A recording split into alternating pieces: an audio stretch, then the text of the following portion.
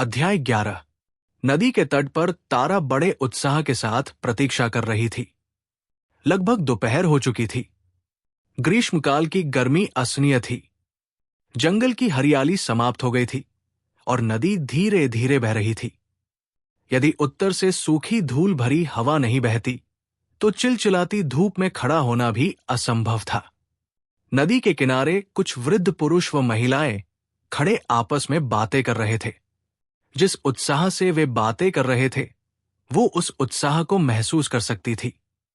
वे जंगल में बनी गुफाओं और छोटी छोटी झोंपड़ियों से निकलकर वैद्यराज के घर आए थे।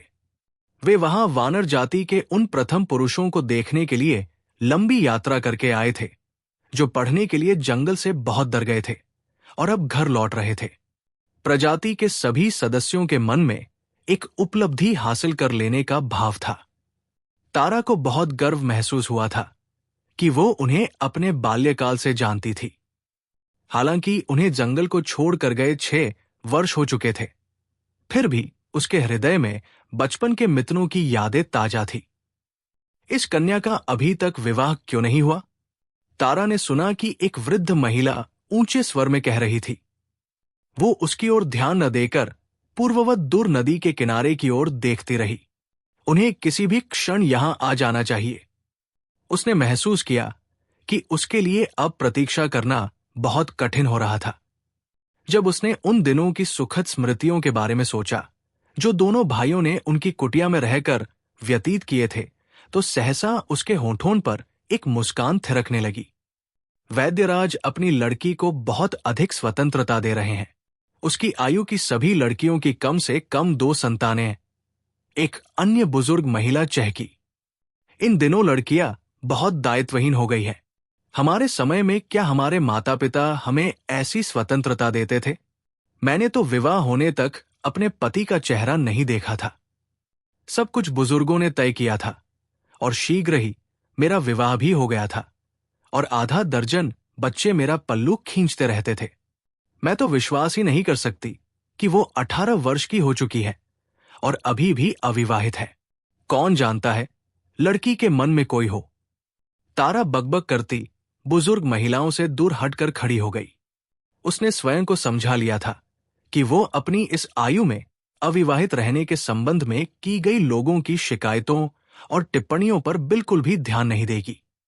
वे बुजुर्ग महिलाएं चौंक जाती अगर उन्हें मालूम हो जाता कि उसके पिता ने इस विषय पर अभी तक उससे चर्चा तक नहीं की थी। इसका कारण वो जानती थी और उसे अपने पिता के लिए खेद था, जिनके पास उसके विवाह में दहेज देने के लिए और विवाह के खर्चों के लिए धन नहीं था।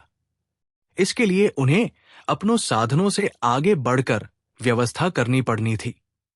उन्हें विवाह में प्रत्येक वानर परिवार को आमंत्रित करना था। विवाह एक ऐसा अवसर होता था जब दूर स्थित भूमि पर काम करने से दासों को कुछ दिन के लिए आजादी मिल जाती थी। शादी में करने के लिए हजारों काम होते थे। सगे संबंधी कम से कम विवाह से 1 सप्ताह पहले आ जाते हैं। उन्हें खाने पिलाने और उनका सत्कार आदि करने की सारी व्यवस्था दुल्हन के परिवार को करनी पड़ती है। और उसके पिता ऐसे थे जो अपने दरिद्र और साधनहीन रोगियों से अपने मेहनताने के बदले में छोटा सा उपहार स्वीकार करने से भी मना कर देते थे। वानरों के एकमात्र वैद्यराज के रूप में उनको रोगियों की सेवा करते 30 वर्ष से अधिक हो गए थे। इसके बाद भी संपत्तियों के नाम पर उनके पास 2 घिस चुकी धोतियां, मिट्टी के कुछ बर्तन और वर्षा ऋतु में टपकती छत वाली कुटिया ही थी। यहां तक कि जिस भूमि पर ये कटिया खड़ी थी वो भी वानर परिषद की थी। चूंकि वहां वो अकेले वैद्य थे, इसलिए उन्होंने उन्हें उस भूमि पर रहने की अनुमति दे दी थी। कुछ समय पूर्व तारा ने एक गठरी में बंधे चांदी के कुछ आभूषण देखे थे। वे आभूषण वास्तव में तारा की मां के थे।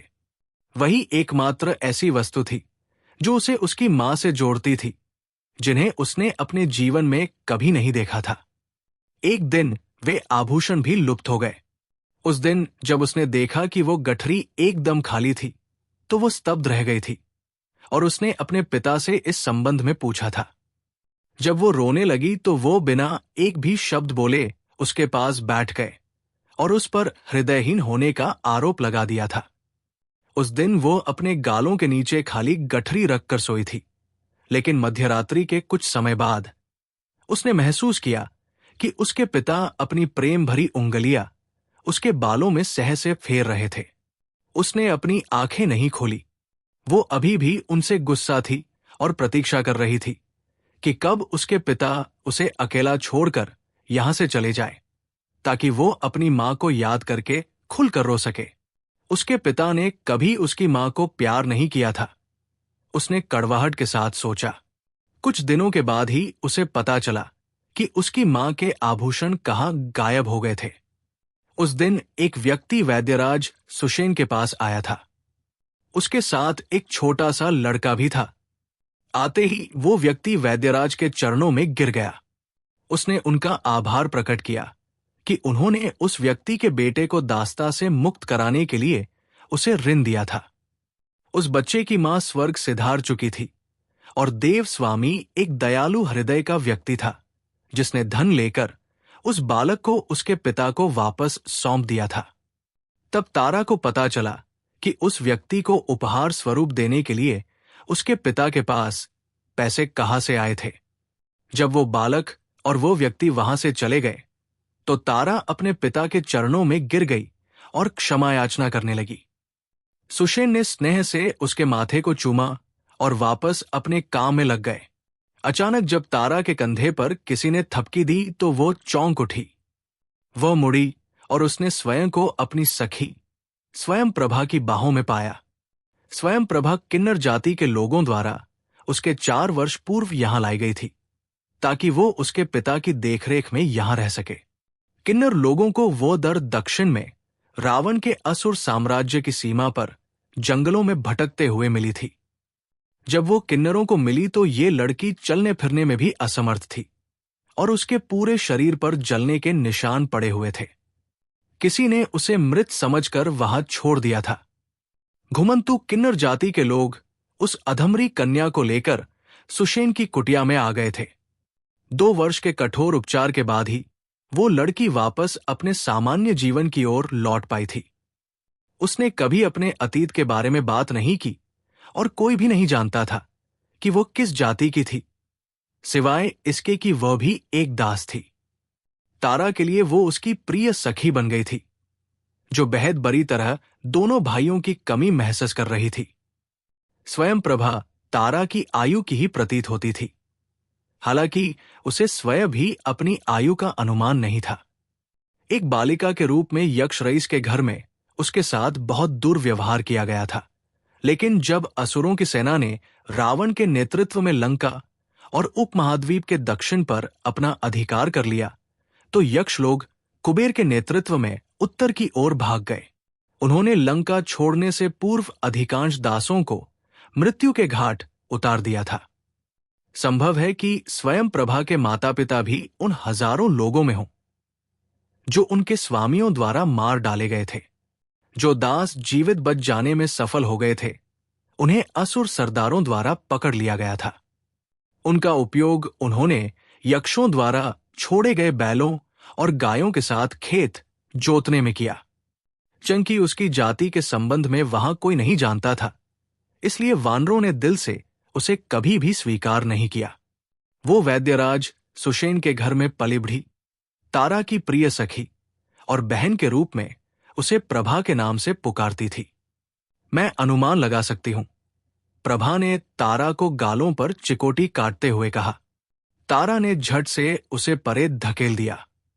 अकेली मैं ही नहीं, बल्कि हर कोई उनकी प्रतीक्षा कर रहा है, तारा ने नदी के किनारे की ओर बढ़ते हुए कहा। वहां जो जलप्रपात था, वो मान पानी की एक पतली सी धारा थी, जो ऐसे लगती थी जैसे अनिच्छा के साथ नीचे चट्टानों पर बह रही हो। एक मैना उस छोटी सी धारा के पानी में स्नान कर रही थी, जो चट्टानों में बने एक छिद्र में इकट्ठा हो गया था। प्रभा ने आकर तारा को पकड़ लिया। दोनों एक जैसे दिखते हैं। तारा लज्जा गई, लेकिन तारा ने अपनी लज्जा अपनी मुस्कान के साथ छिपा ली। फिर उसने स्वयं को झिड़की दी। उसे इसका बिल्कुल भी विश्वास नहीं था कि दोनों भाई उसके साथ कैसा व्यवहार करेंगे। वानर जाति के वे ऐसे पहले व्यक्ति थे जिन्होंने थोड़ी सी शिक्षा प्राप्त की थी। उन्हें भला एक निर्धन वैद्य की बेटी की परवाह क्यों करनी चाहिए? जिस भाई को भी तुम चाहो उसे चुन लो, जो बचेगा उसे मैं ले लूंगी। क्या सौदा पक्का है? प्रभा ने उसे छेड़ते हुए कहा। उत्तर में तारा ने उसे थप्पड़ जड़ दिया। मूर्ख, वे हमारी परवाह क्यों करने लगे? जरा मुझे सोचने दो। उन दोनों लड़कों को हमारी परवाह क्यों करनी चाहिए? कारण एक, क्योंकि हम सुंदर हैं। हालांकि तुम मुझ जैसी सुंदर नहीं हो, लेकिन यदि वे तुम अकेले को देखें तो तुम ये बात जान सकती हो। दूसरा, हम बुद्धिमती और चतुर हैं। हालांकि तुम उतनी बुद्धिमती और चतुर नहीं हो जितनी मैं। तुम बस बहुत हो चुका। चतुर, बुद्धिमती, सुंदर। तुम मुझे बताओ कि तुम बड़ी संख्या में आने वाले मेहमानों को कैसे भोजन कराओगी जो विवाह की दावत में आने वाले हैं? और वे दहेज में क्या क्या मांगेंगे? इन सब के लिए कौन भुगतान करेगा?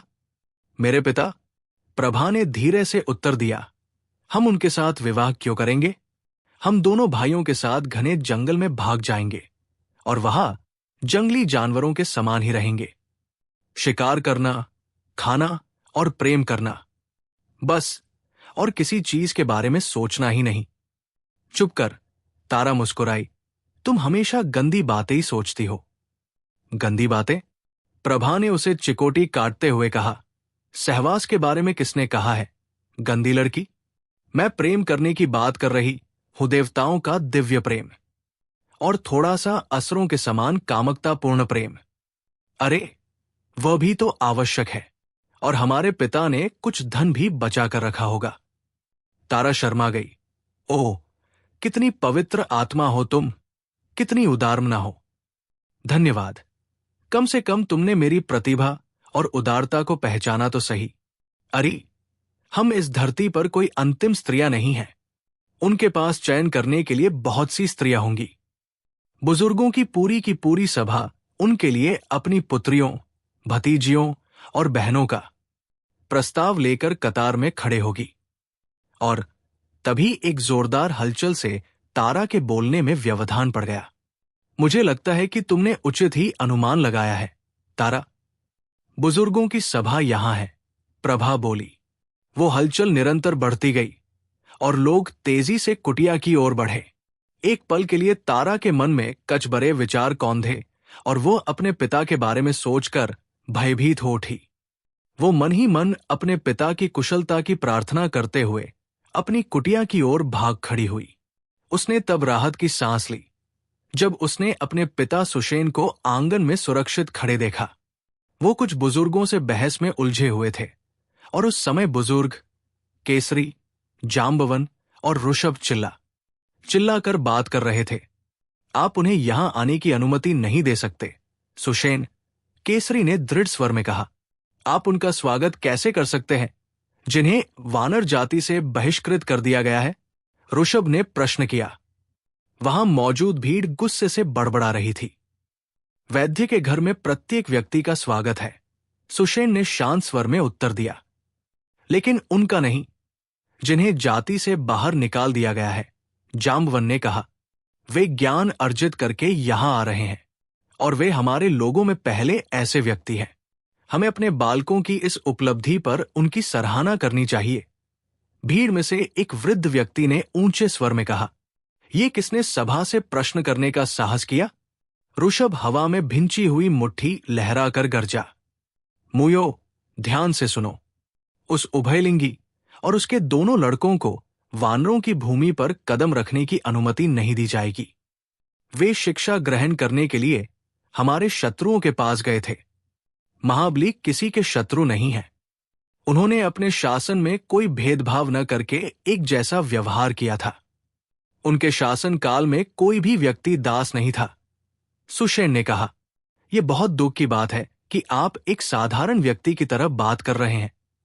वैद्यराज, जाम्बवन बोला, हमारी अपनी कुछ परंपराएं हैं, हमारा सम्मान है और हमारी अपनी मान्यताएं हैं। जब हमारी जाति का कोई व्यक्ति मार्ग भटक जाता है तो उसके प्रभाव से अन्य सदस्यों को बचाना हमारा दायित्व है। इसके अतिरिक्त उन लड़कों ने दिव्य पक्षियों पर भी हमला किया था।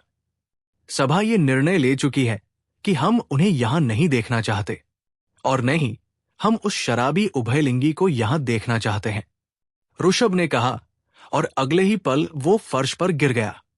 तुम्हारा पिता शराबी है, वेश्यापुत्र। ऋक्षराज अपनी कमर पर हाथ रखे खड़ा था। तभी सभी ने एक साथ सांस ली।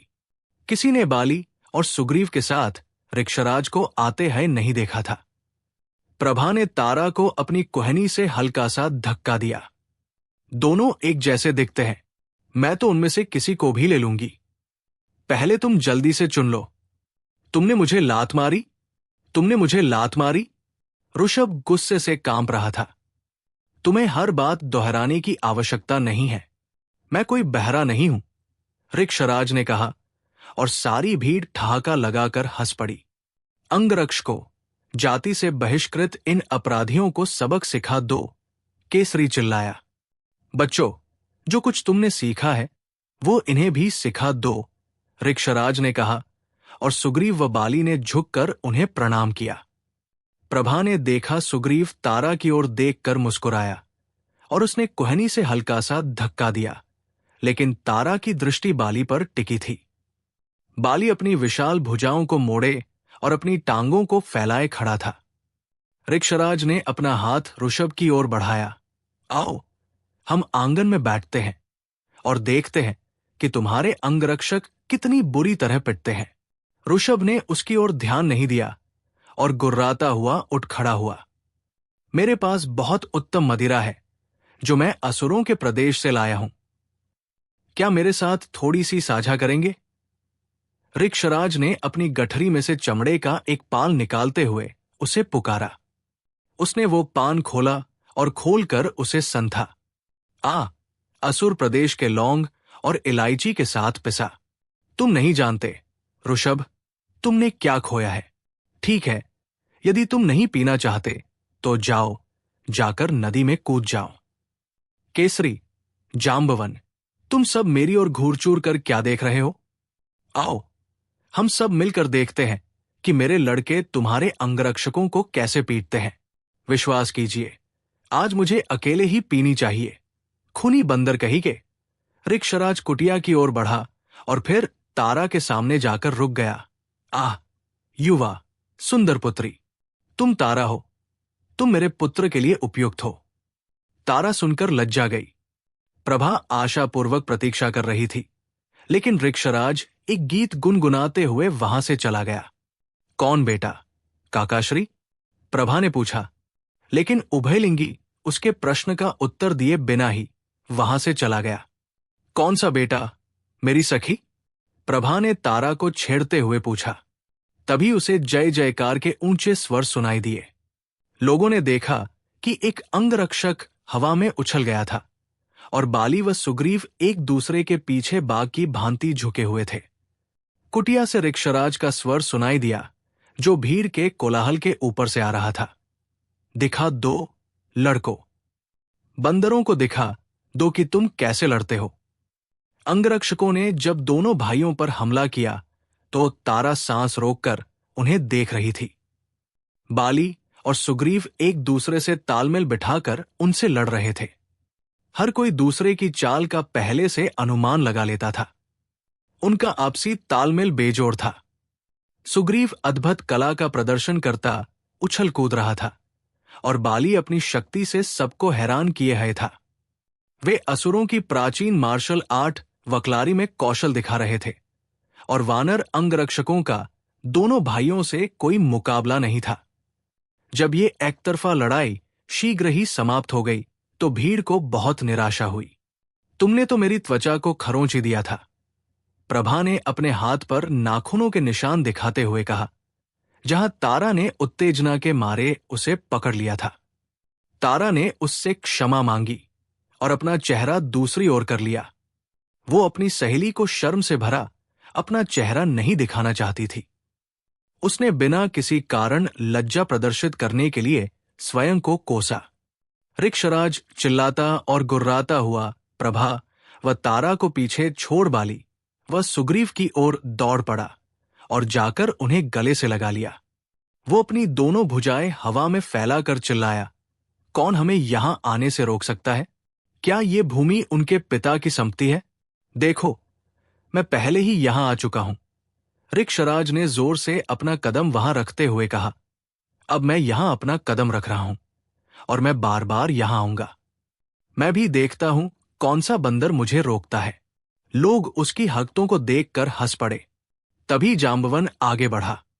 ऋक्षराज ने उन्हें प्रणाम किया। मेरे पास असुर प्रदेश से लाई अत्यंत उत्कृष्ट कोटि की मदिरा है, क्या आप साथ देंगे? जांबवन ने उसके चेहरे को परे धकेला और फिर चिल्लाया, बेहद हो चुकी तुम्हारी हरकतें, बंदर। बाली मुटरिया भींचे जांबवन की ओर लपका, लेकिन ऋक्षराज ने उसे वही रोक दिया। ओह नहीं पुत्र, वो एक वृद्ध वानर है।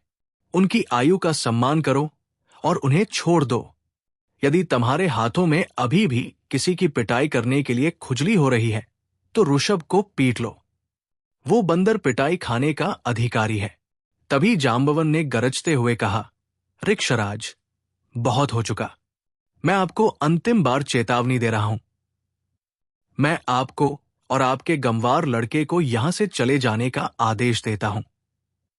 मैंने अपनी सभा को समझाया था कि वो आपके लड़कों के लिए थोड़ी उदारता बरतें, लेकिन आपके लड़के तो प्रथम दर्जे के उपद्रवी सिद्ध हुए हैं। हम उन्हें यहां नहीं देखना चाहते। ऋक्षराज क्रोध से भड़क उठा, आप उन्हें यहां नहीं देखना चाहते? बूढ़े बंदर, क्या ये जंगल आपके पिताजी का है? हम यहां केवल कुछ एक वानर ही रह गए हैं जो स्वतंत्र है। हमारे अधिकांश लोग दासों का जीवन व्यतीत कर रहे हैं और देवताओं व असुरों के घरों में गधों के समान दिन रात परिश्रम करते हैं। क्या आपको इस बात का अनुमान है कि आपके कितने भाई उनके घरों में रहते हैं? यहां तक कि पशुओं के साथ भी उनसे अच्छा व्यवहार किया जाता है। लोगों की मान्यता है कि वानरों को देखना पाप है। मेरे 2 लड़के हैं जिन्होंने शिक्षा के लिए कुछ बुद्धिमता दिखाई है। आप क्या समझते हैं कि ये सब मैंने अपने स्वार्थ के लिए किया है? आप क्या सोचते हैं कि असुरों के प्रदेश में हमारे लिए ये बहुत सरल अनुभव था? महाबली बेशक समानता की बात करते हैं, परंतु अब वो एक शासक नहीं रहे। जब हम लोगों के साथ कीड़ों कोड़ों की तरह व्यवहार करने की बात होती है तो असुर भी कोई देवताओं से भिन्न नहीं है। हर पल हमें वहां अपमान सहना पड़ता था। प्रतिदिन अध्ययन के बाद मेरे लड़कों को दासों के समान काम करना पड़ता था। मैंने अपनी आंखों से देखा है कि उन्हें कक्षा में दर बैठने के लिए विवश किया जाता था। इतनी दर कि अन्य विद्यार्थी अपवित्र न होने पाए। उन्हें सबके वस्त्र धोने पड़ते थे, उनके लिए अजीब अजीब कार्य करने पड़ते थे और उन्हें सेवक बनकर रहना पड़ता था। मैंने भी कड़ी मेहनत की है, सिर पर लोगों का मैला ढोया है, नालियों की सफाई की है, फर्श साफ किया है और ऐसे ही दासों वाले कार्य किए हैं। लेकिन मैं ये सोचकर सब कुछ सह जाता था कि मेरे बालक वहां पढ़ रहे थे। क्या आपको लगता है कि मुझे इसमें आनंद प्राप्त होता था? जब वे मुझे आदेश देते थे, पीटते थे, लातों से मारते थे और मुझ पर चिल्लाते थे, क्या आपको लगता है कि मेरे लड़कों के लिए ये इतना सरल था? आज मुझे उन पर गर्व महसूस होता है, क्योंकि आज वे किसी भी अन्य बालक से अच्छे हैं। जब हम वहां से विदा हो रहे थे तो महाबली ने स्वयं ये बातें मुझसे कही थी। उन्होंने कहा था कि मेरे बालक अभी तक के उनके सर्वश्रेष्ठ विद्यार्थियों के बराबर थे। और आप बंदरों को क्या ये मालूम है कि वो किसके संदर्भ में बात कर रहे थे? रावण के संदर्भ में। मूर्ख बंदरों, महाबली ने कहा था कि मेरे बालक असुर सम्राट के समान ही श्रेष्ठ थे। और जब हम यहां आए तो हमने सोचा था कि यहां सब लोग प्रसन्न होंगे कि हमारे समूह में कुछ बालक शिक्षा ग्रहण करके आए थे। और तुम अपनी मूर्खता भरी परंपराओं से लैस होकर हमसे लड़ाई करने आ गए। अरे, जला दो ऐसी परंपराओं को जिन्होंने अब तक हमें दास और अछूत बनाकर रखा है।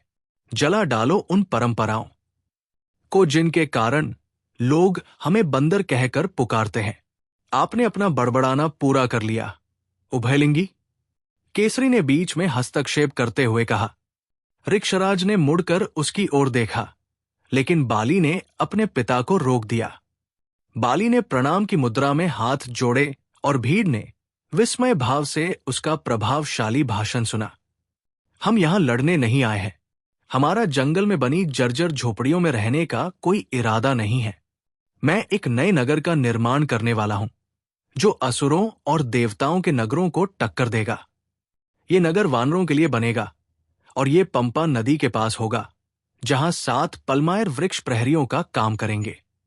हम यहां जाति के सभी लोगों को किष्किंधा नगर में आमंत्रित करने के लिए आए हैं, जिसका निर्माण हम करने जा रहे हैं।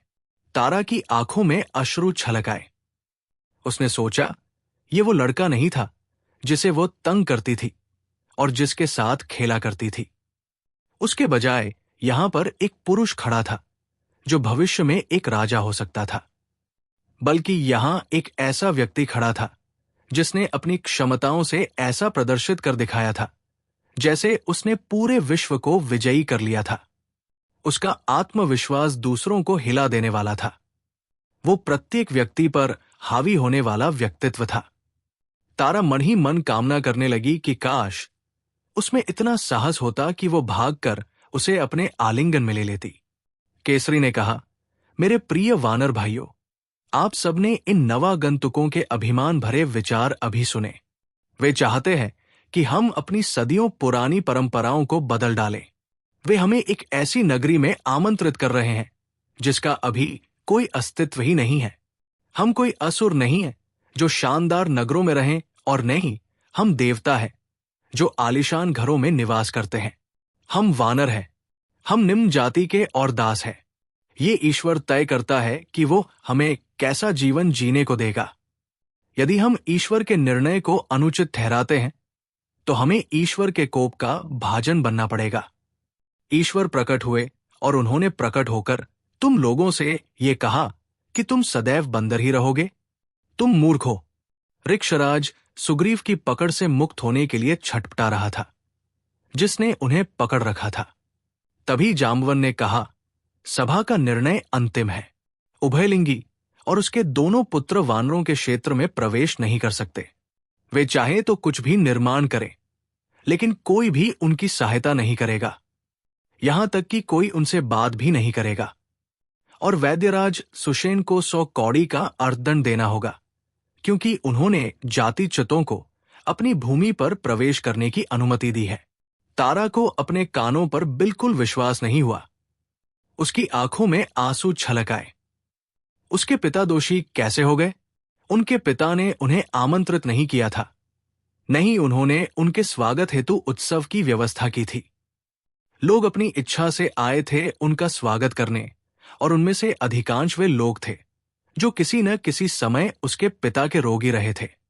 उसके पिता के द्वार हमेशा सभी के लिए खुले थे, फिर चाहे उनकी जाति, उनका पंथ कोई भी हो या उनकी सामाजिक स्थिति कैसी भी रही हो। वे उनका साथ एक अपराधी की तरह व्यवहार करने का साहस कैसे कर सकते हैं? तारा आंगन की ओर भाग गई, लेकिन इससे पहले कि वो कुछ कह पाती, उसने सुग्रीव को मुट्ठी के आकार की एक कपड़े की गठरी ऋषभ की ओर उछालते देखा। ये लो और खा लो इसे, लालची सुअर कही के। ऋक्षराज ने चिल्लाकर कहा, जो अभी भी सुग्रीव की पकड़ होने के लिए संघर्ष कर रहा था। ये वह धन था जो मेरे लड़कों ने बहुत पहले काम करते हुए बचत के रूप में जोड़ रखा था। तभी बाली वहां से जाने लगा तो सुग्रीव चिल्ला पड़ा और ऋक्षराज को नदी की ओर ले चला। लोग अब इधर उधर छितराने लगे थे। तारा वहां खड़ी उन्हें दूर जाते देखती रही, यहां तक कि वो अपने मित्रों से एक शब्द भी नहीं बोल पाई थी। उसने अपने होंठ भींच लिए ताकि वो रो न पड़े, लेकिन उसकी आंखें छलक सी गई। वो पूरे दिल से अपने लोगों से घृणा करती थी। वो उन परंपराओं से बहुत तंग आ चुकी थी जिन्होंने सभी की आकांक्षाओं का गला घोंट रखा था। तभी प्रभा वहां आई और बिना एक भी शब्द बोले उसके पास आकर खड़ी हो गई। मैं नहीं जानती कि मैं उस लड़के का ऋण कैसे चुका पाऊंगी जो उसने मेरे पिता की ओर से अर्थदंड के रूप में चुकाया है। तारा ने अपने पिता की चिंता में डूबी आवाज सुनी और उससे उसके संयम का बांध टूट गया। यदि उसके पास उस समय शक्ति होती तो वो अपनी पूरी प्रजाति को ही समाप्त कर डालती।